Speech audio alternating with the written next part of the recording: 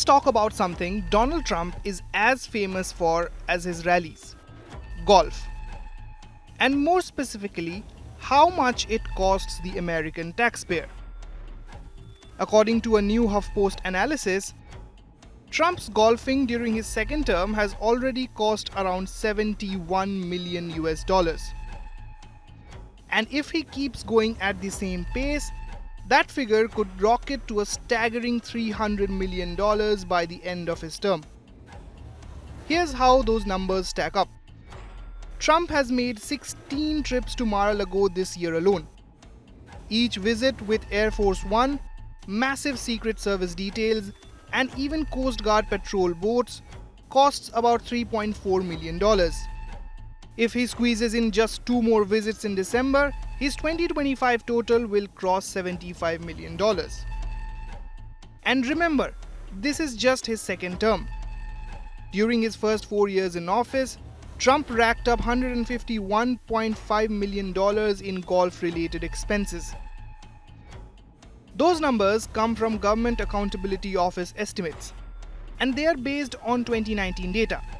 Because military and police salaries haven't been adjusted for inflation, the real costs today are likely significantly higher. Trump doesn't just stick to Florida either.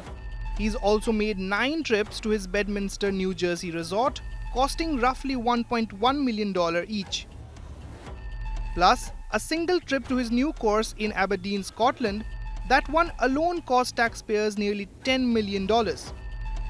Much of the cost comes from the aircraft involved. The 4-hour round trip on Air Force One to Mar-a-Lago costs about $1.1 million. Bedminster is slightly cheaper only because Trump switches to a smaller Boeing 757. In comparison, Joe Biden's weekend trips to Wilmington and Rehoboth Beach cost far less. The airports can't take a 747, so he used smaller planes or helicopters. Barack Obama's golf outings were also significantly cheaper because he typically played on nearby courses, including the one at Maryland's Joint Base Andrews. Trump famously refuses to use that course, although in true Trump fashion, he did take an aerial tour of it on Marine One recently. That little sightseeing trip cost taxpayers about $115,000, and it's not included in the $71 million total. Meanwhile, Trump's love of golf is so well known internationally that foreign leaders bring him golf-related gifts. Japan's Prime Minister recently handed him a golf leaf ball and tee set. South Africa's president brought golfing legends Ernie Els and Retief Goosen to the White House to win goodwill. World leaders have learned, if you want something from Trump, meet him on the course. Trump himself uses golf as proof of his fitness.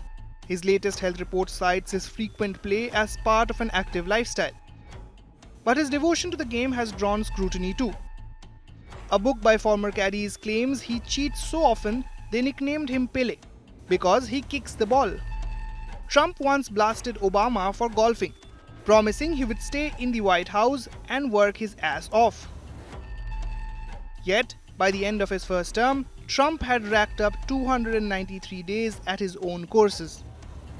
For a president, Trump has sure seen a lot of the greens, and taxpayers have footed an enormous bill for every round.